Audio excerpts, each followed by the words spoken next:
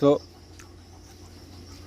मैं जामुन के पेड़ से जामुन खा रहा हूँ, उसे खा के भी फेंक देता हूँ, तब भी इट हैज़ वैल्यू।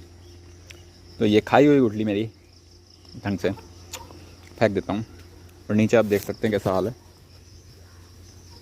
आई वाना record this.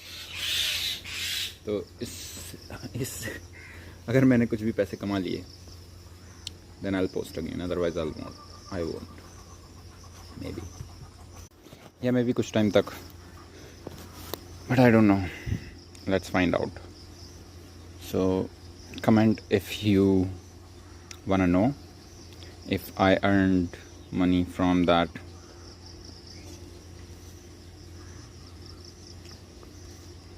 trash I'm throwing again or not. By the way, if you're wondering how